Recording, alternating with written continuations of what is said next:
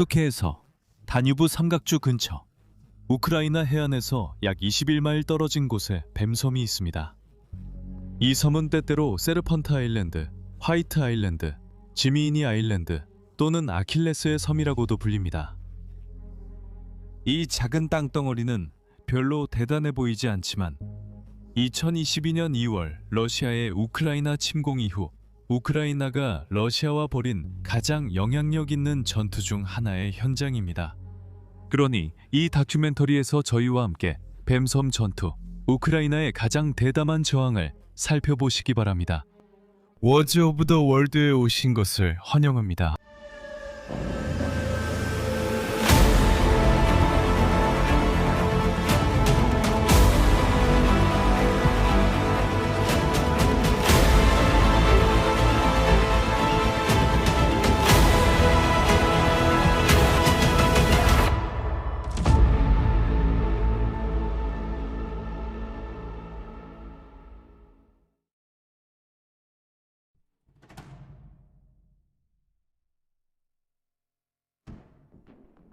(2014년경부터) 러시아와 우크라이나 간의 긴장은 고조되어 왔습니다. 우크라이나 의회가 유럽연합과의 연합협정 체결에 압도적으로 찬성패를 던진 이후였죠. 이 계약은 수년간 준비되어 온 것이었습니다. 이 잠재적인 협정에 대한 소식이 퍼지기 시작하자 러시아는 우크라이나의 이를 거부하라고 압박했고 이후 우크라이나에 경제 제재를 가했습니다. 2013년 9월 러시아 정부 고문은 우크라이나가 이 협정에 가입할 경우 러시아는 더 이상 우크라이나의 국경을 인정하지 않을 것이라고 밝혔습니다. 불과 2달 후 우크라이나 대통령 빅토르 야누코비치는 협정 서명을 철회했고 이는 대규모 봉기로 이어졌습니다. 2013년 11월부터 2014년 2월까지 수천 명의 시위대가 자신들의 불만을 표출했습니다. 이 시위대는 키예프의 독립광장에 모였고 이 시위는 유로마이단으로 알려졌습니다. 최대 규모였던 2월에는 50만 명이 넘는 시위대가 모였습니다. 치열하고 격렬한 충돌로 인해 정부군에 의해 108명의 시위대가 사망했습니다. 결국 야누코비치 대통령은 자리에서 물러나게 되었습니다. 2014년 초 러시아 군인들이 표식 없이 우크라이나 영토인 크림반도에 주둔했고 얼마 지나지 않아 그들은 크림반도의 의회를 장악할 수 있었습니다. 3월에는 그 영토가 러시아에 의해 합병되었습니다. 러시아 용병들이 우크라이나 동부의 슬로벤스크를 점령한 후 전투가 시작되었습니다. 그 후 몇 년 동안 여러 차례 협상과 휴전이 이루어졌지만 어느 것도 분쟁을 끝내지는 못했습니다. 2021년 봄, 러시아는 우크라이나 국경을 따라 군사력을 증강하기 시작했습니다. 그해 말, 러시아 대통령 블라디미르 푸틴은 우크라이나가 역사적으로 러시아의 땅이라고 언급한 에세이를 발표했습니다. 또한 우크라이나인이 러시아인과 별개의 민족이라는 생각에는 역사적 근거가 없다고 덧붙였습니다. 이 에세이는 제국주의, 역사 수정주의, 그리고 기타 허위 정보의 주제를 담고 있다는 점에서 정치학자들과 역사학자들로부터 널리 비판받았습니다. 러시아는 이후 북대서양조약기구, 즉 나토의 경고를 바라며 우크라이나의 가입을 허용하지 않는 등 강력한 요구를 내세웠습니다. 하지만 이러한 요구는 일축되었습니다. 그리고 정치 분석가들 사이에서는 러시아가 자신의 요구가 받아들여지지 않을 것을 이미 알고 있었으며 이것이 우크라이나를 침공하기 위한 구실을 제공했다고 많은 추측이 있었습니다. 나토는 러시아와 거래를 시도했으며 러시아가 우크라이나 인근에서 군사력을 증강하는 것을 중단한다면 군사적 투명성을 높이겠다는 제안도 했지만 이러한 협상은 결국 실패로 끝났습니다.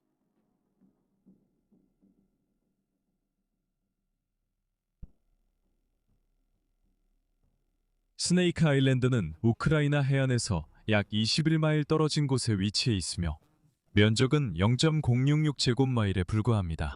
이 섬은 대략 X자 형태를 하고 있습니다. 그리고 지형이 험하고 식수가 부족하며 땅이 매우 단단해서 그곳에서 생활하기가 어렵습니다. 특히 2022년 러시아군이 점령하기 전에는 그곳에 사람들이 살고 있었습니다.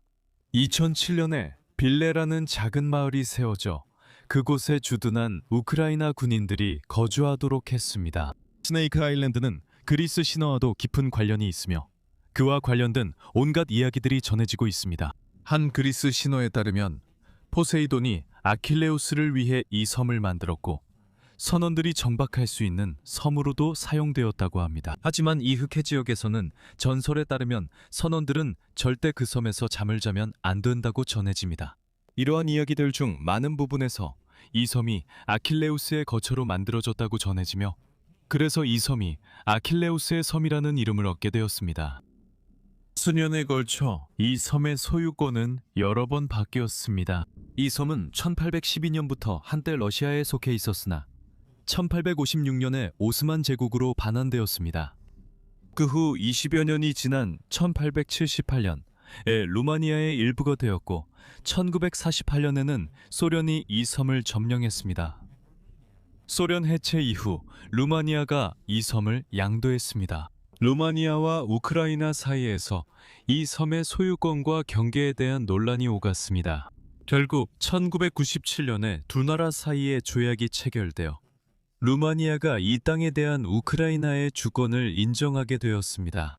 국제사법재판소가 결국 이 문제를 해결하여 루마니아에게 분쟁 해역 중 9,700제곱킬로미터를 우크라이나에게는 나머지 2,300제곱킬로미터를 할당했습니다.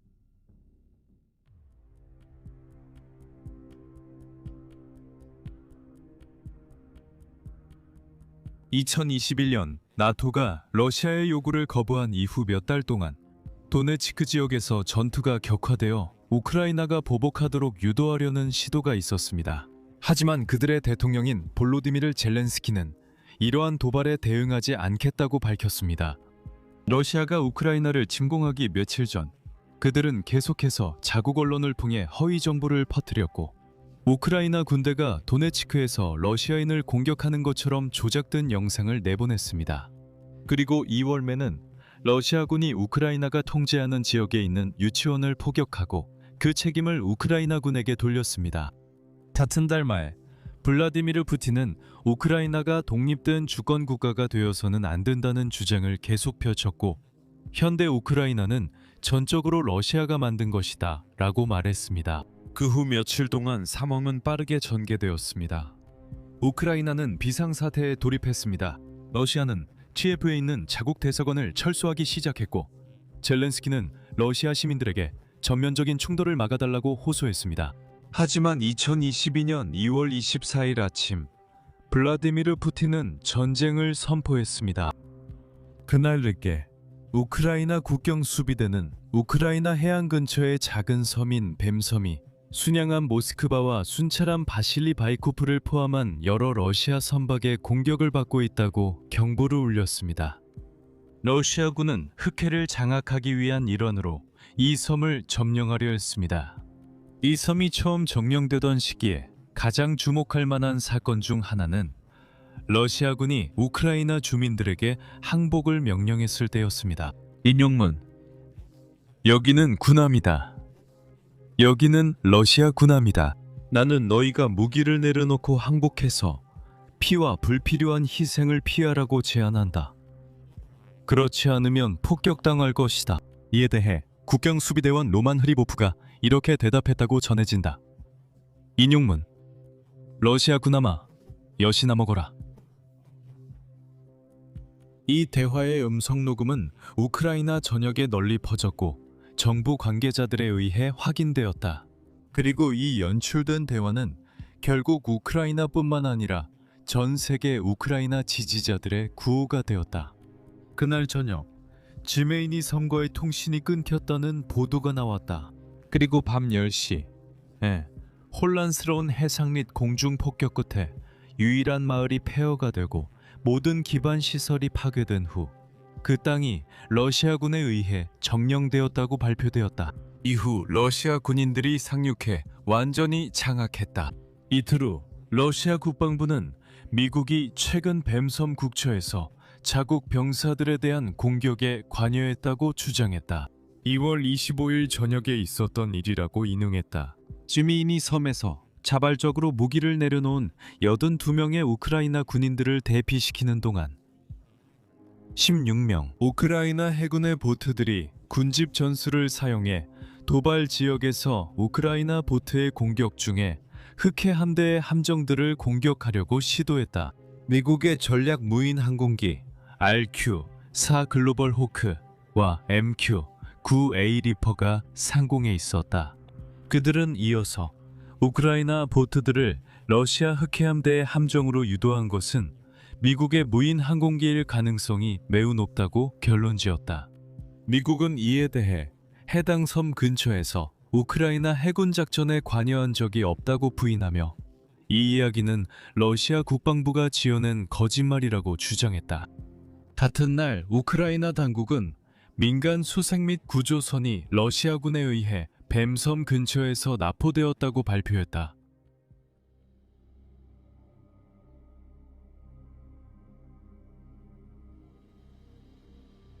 4월 13일 군과 연관이 있는 한 페이스북 사용자가 러시아의 대형 순양함 모스크바가 심각한 피해를 입었다고 게시했다. 그는 모스크바 순양함이 네프툰 미사일 2발에 맞았다고 썼다. 그 배는 가라앉지 않고 불타고 있으며 바다에는 폭풍이 몰아치고 있다. 전술적 침수가 필요한 것으로 보인다. 이 게시물이 해당 함선 공격에 대한 최초의 보고였던 것으로 보인다.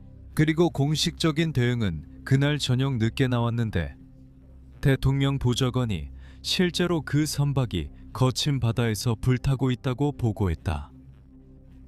얼마 후 오데사 주지사 막심 마르첸코가 우크라이나군이 R-360 넵튠 대함미사일 2발로 그 함선을 타격해 매우 심각한 피해를 입혔다고 발표했다.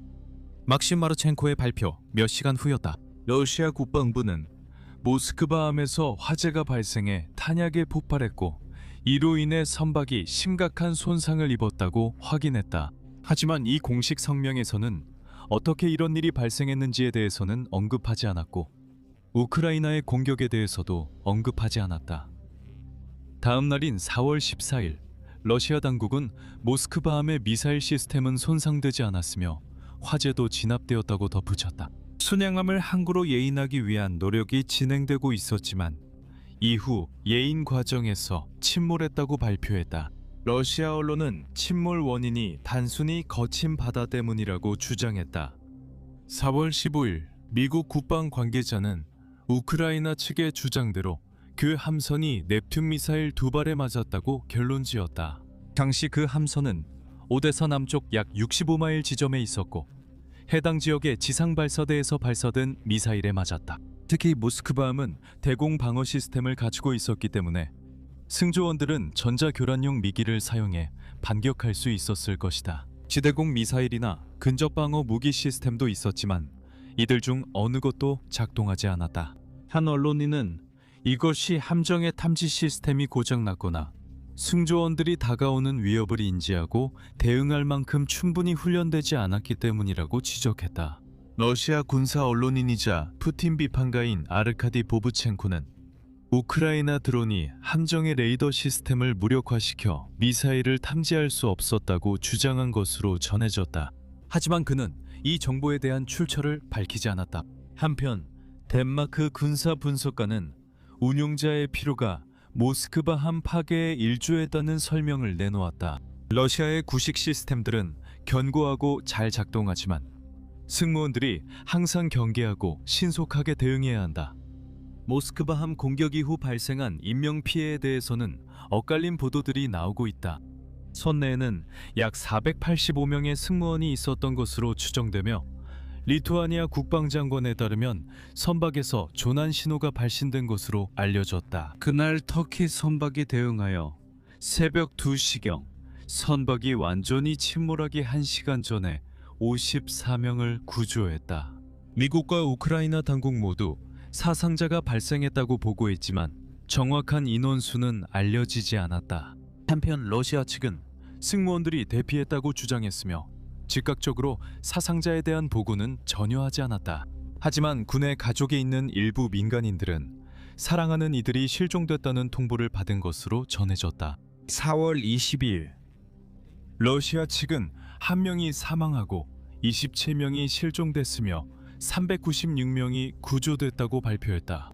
하지만 승무원 가족들은 사망자가 당국이 밝힌 것보다 더 많다고 믿고 있으며 가족들의 운명에 대해 공식적인 정보를 받은 적이 없다고 덧붙였다. 같은 날 우크라이나 국가안보 국방위원회의 한 위원은 승무원 중 단 54명만이 구조됐다고 주장했다. 모스크바 함에 대한 공격과 그 후 침몰은 특히 파괴 이후에 푸틴에게 중대하고 굴욕적인 손실로 묘사된다. 모스크바 하케 함대의 기함이었기 때문에 다른 5척의 군함이 우크라이나 해안에서 더 멀리 이동했고 그 결과 뱀섬이 노출되어 재탈환이 가능해졌다.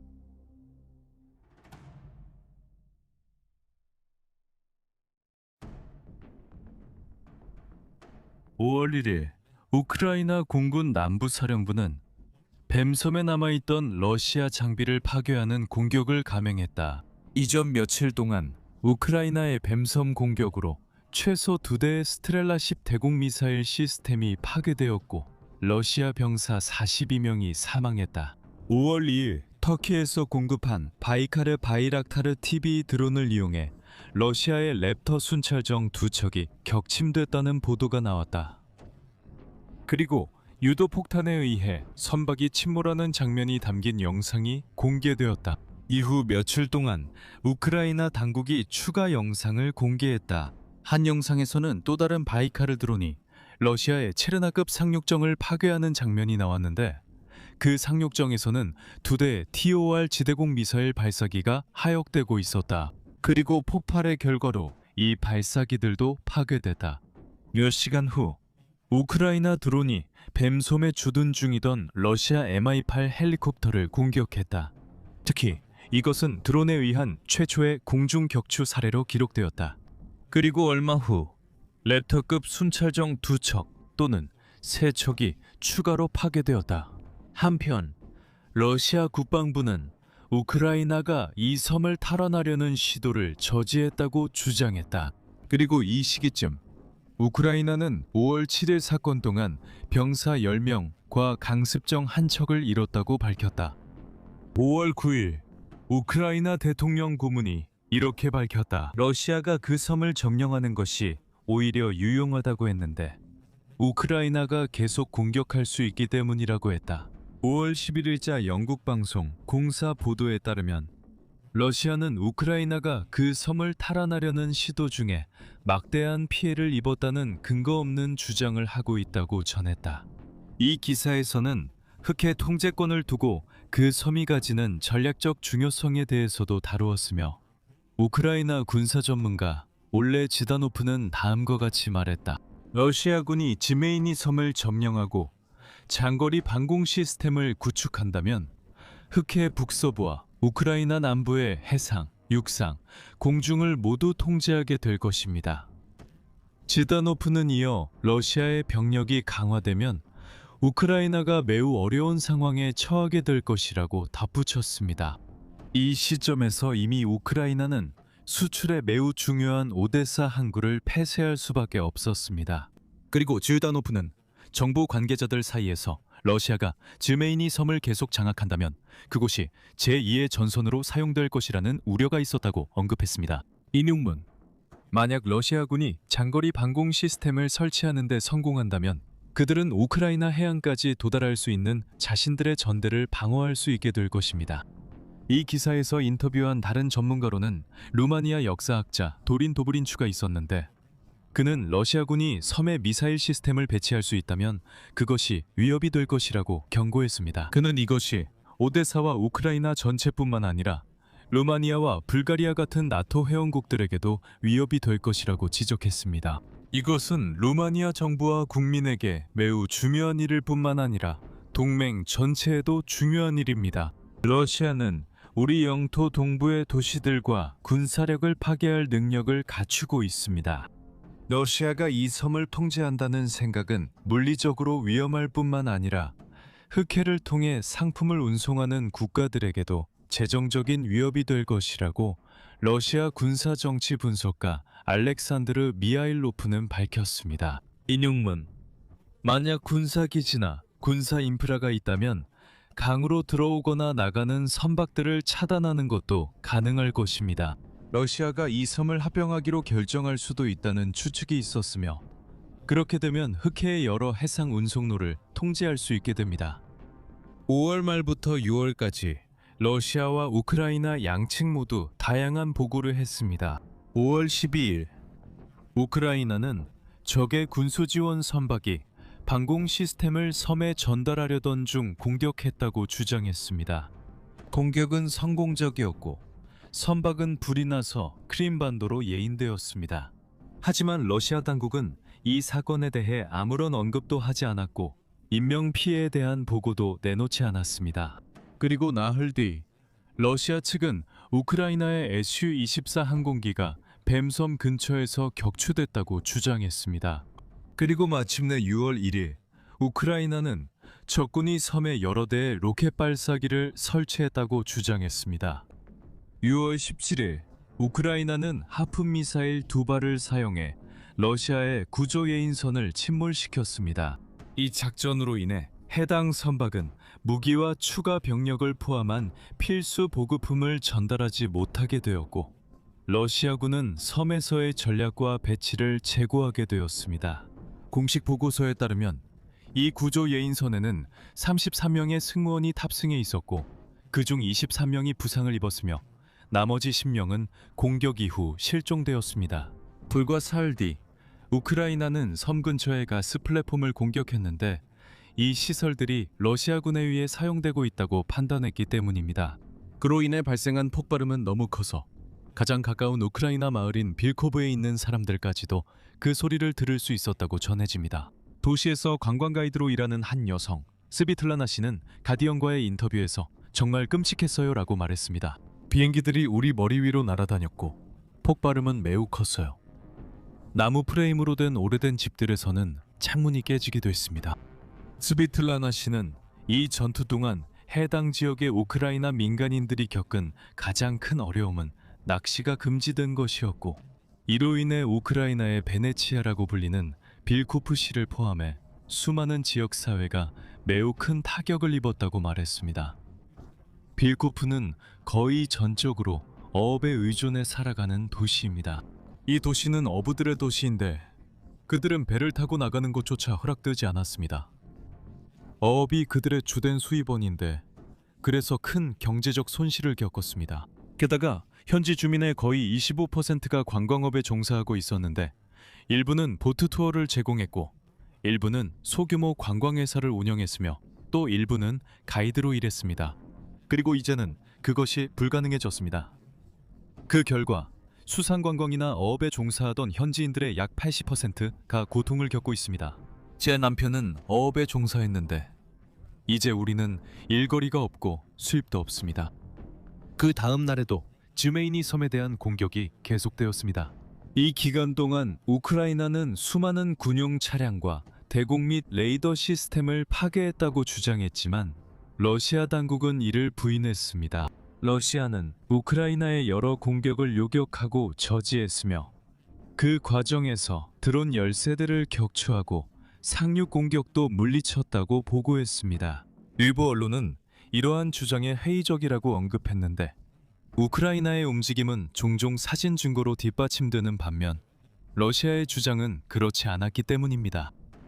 6월 말 우크라이나 공군의 수호이 24 MR-2 지미인이 섬 작전 중 격추되었지만 조종사와 항법사 모두 탈출에 성공해 생존했습니다. 다음 날인 27일 우크라이나 당국은 자국 군대가 섬에 대해 10회의 정밀 타격을 가하는 영상을 공개했습니다. 이 공격 중 또 다른 미사일 시스템이 파괴되었지만 러시아 국방부는 이를 부인했습니다. 이후 그들은 해당 시스템이 실제로 우크라이나 로켓 12기와 SU-25 항공기 한 대를 격추시켰다고 주장했습니다.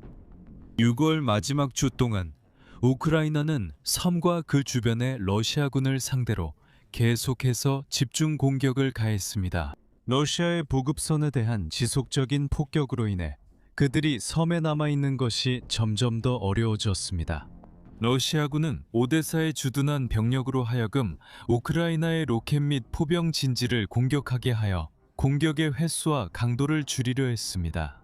이러한 사건 중 한 번에는 공대지 미사일 3발이 발사되었지만 우크라이나는 인명피해나 손상이 발생하지 않았다고 보고했습니다.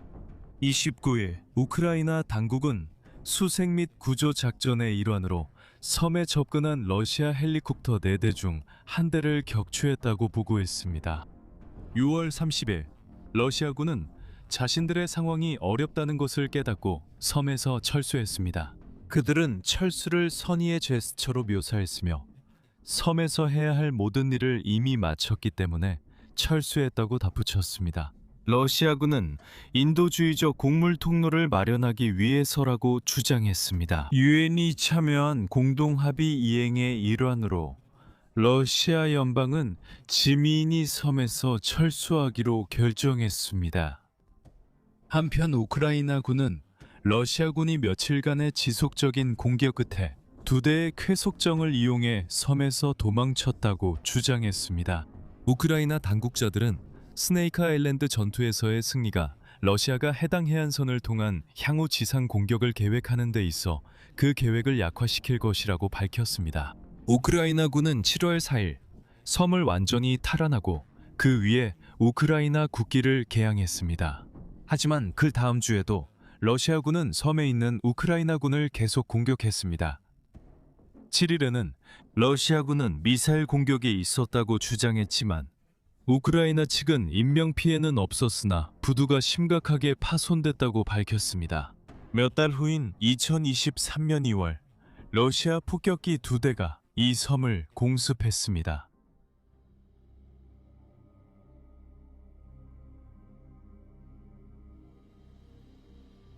(2022년 12월) CNN 등 언론은 우크라이나가 이 섬을 탈환한 이후 처음으로 방문 초대를 받았다고 보도했습니다.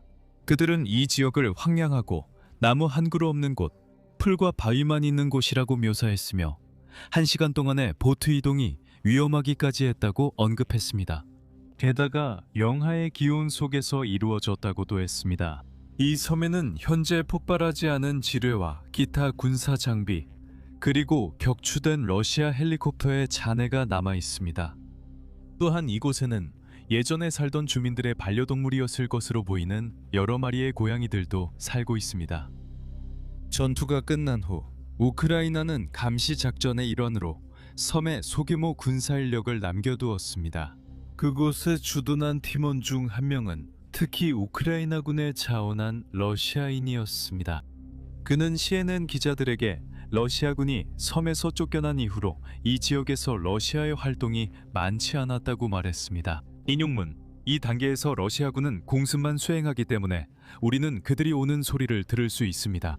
게다가 우리는 주변 전체에 관측병들이 있고 정보를 받기 때문에 보통 공격 가능성에 대해 미리 경고를 받습니다. 섬의 환경은 열악합니다. 부분적으로는 물과 기반 시설이 부족하기 때문입니다. 그곳에 주둔한 군인들은 가족들과 연락할 수 없습니다. 신호가 잡힐 때조차도 휴대전화를 켜면 적의 공습을 유발하기 때문입니다. 또한 때때로 작은 보급선이 이동하지 못해 부대가 한 번에 일주일씩 지연되기도 합니다. 러시아군을 섬에서 몰아내는 작전을 지휘한 인물은 셰익스피어라는 이름으로만 알려져 있습니다. 그는 CNN 인터뷰에서 러시아군의 위치가 드러난 후 대부분의 작업이 5월에 이루어졌다고 밝혔습니다. 그리고 그는 모든 것은 올바른 종류의 포병과 포병의 조합을 선택하는 것이었다고 말했습니다.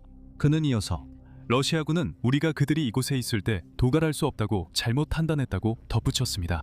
그들은 우리가 다연장 로켓 발사기만 쏠 수 있다고 생각해서 섬에 대공방어 시스템을 설치했습니다. 그들은 우리의 로켓을 요격할 수 있었지만 우리는 복합적인 타격을 사용했습니다.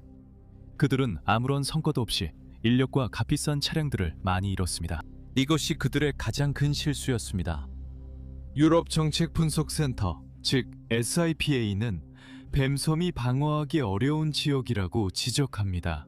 땅이 너무 단단하고 지하 대피소를 짓기 어렵고 면적이 작아서 병력과 장비를 이동시키기도 어렵습니다. 특히 공중과 해상 공격에 매우 취약하며 다시 점령당하지 않으려면 전략적인 방공이 필요하다고 러시아 군사 전문가들이 섬이 탈환된 후 인정한 것으로 전해졌습니다.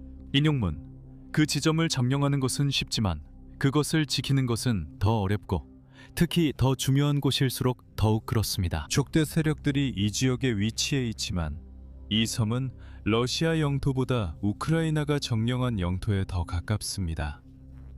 그럼에도 불구하고 러시아의 장거리 포병이 섬을 통제하는 우크라이나군에게 여전히 위협이 되고 있기 때문에 유능한 방공 전략이 필요합니다.